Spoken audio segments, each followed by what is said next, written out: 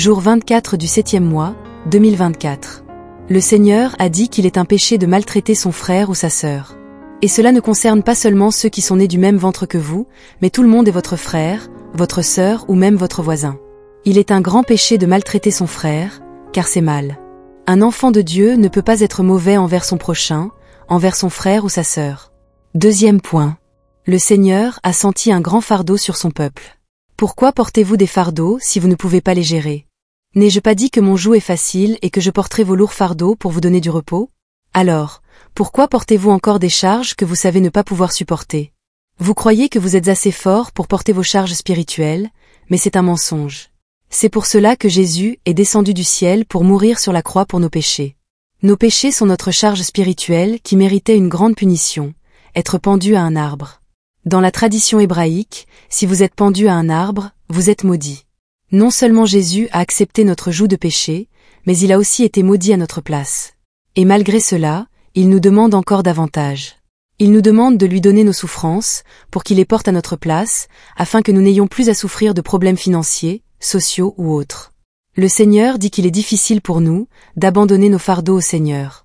S'il vous plaît, frères, abandonnons nos problèmes au Seigneur. Il est prêt à nous aider. Troisième point. Ces paroles ne sont pas destinées à vous rendre à l'aise dans ce monde, mais à vous préparer déjà pour mon retour. Ne perdez pas de temps, car j'arrive rapidement. Restez alerte et priez sans cesse. Vous êtes mon peuple choisi, et je ne vous ai pas abandonné. Mais je reviens pour vous emmener dans la maison de mon Père, où il y a beaucoup de demeures. Je suis allé préparer une place pour vous. Et maintenant, tout comme le marié va chercher sa femme, je viens pour vous chercher, mon Église. Quatrième point. Psaume chapitre 14, verset 1, l'insensé dit en son cœur, il n'y a pas de Dieu. Ils sont corrompus, ils ont commis des actions abominables. Il n'y en a aucun qui fasse le bien. Jésus-Christ, notre Seigneur et guérisseur, le Dieu que je sers fidèlement de tout mon cœur, et que tant d'autres frères et sœurs aiment et obéissent, a dit qu'il est prêt à vous pardonner, vous, pécheurs.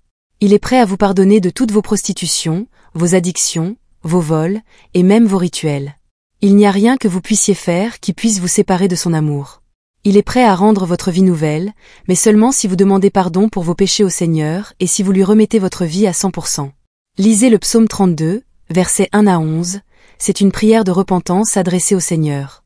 Cinquième point. Alors, frères, soyons prêts. Préparons-nous pour le retour triomphant de notre roi Jésus.